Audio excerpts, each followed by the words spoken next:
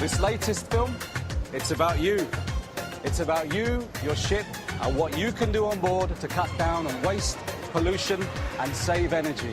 60, 70 years ago, the only place you could buy stuff like this was India, Pakistan, Costa Rica, back in the homeland. And now,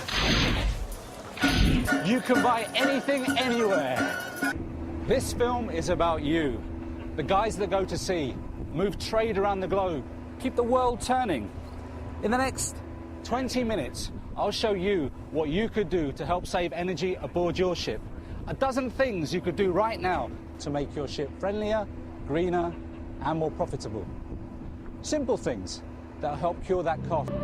It's the only home we have, the only place we share. All of us. You, me, your kids back home, that guy over there. It's all we've got. Screw this place up, and there's nowhere else to go. There are no lifeboats on planet Earth.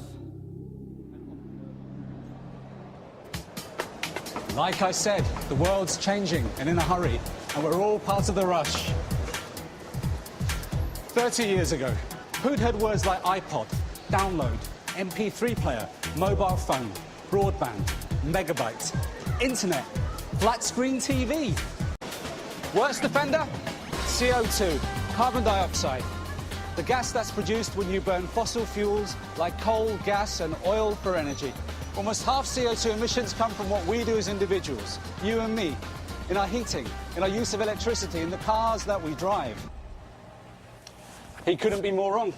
Every unit of power your ship saves at sea saves your company money every day you're afloat. Not your problem? Wrong again. If your shipping company starts losing money, stops being competitive, guess who could be out of a job? You. Your cabin? Okay if we look inside?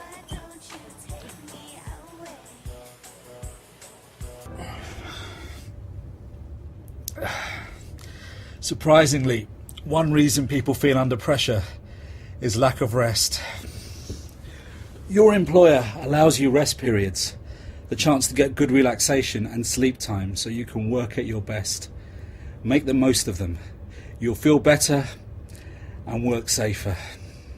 So risk assessment isn't complicated. It's about being aware all of the time and not just when you're working. It's what you do automatically, every day, hundreds of times. You check that the floor is where you hope it will be. When someone slips on a banana skin, it seems quite funny, doesn't it? After all, that's what you see in the old movies, right? But what if you change the banana skin to a patch of oil next to an open hatch?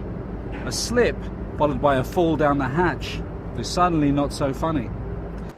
Did you know that more than 1 in 3 deaths among seafarers result from a slip, trip or fall? Things like falling overboard.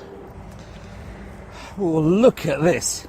How many times on your ship have you stepped over cables or hoses like this? I can't get them moved on my own, but I will take responsibility for getting them moved. But just because you see something and avoid it, it doesn't mean that the next person will. See what I mean? If you see it, sort it. Hey, hey. Thank you, and I've got good news to report here.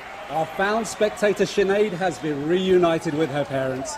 Sarah, you're the events team leader here. Yeah. Tell us what happened. So, it's a happy ending for Sinead and her family. But tell me, how does the story end from your point of view? Sarah, thank you very much for talking to me. Thank you. But most importantly, well done for reuniting Sinead with her family so quickly. Thank you. Now, it's back to the studio.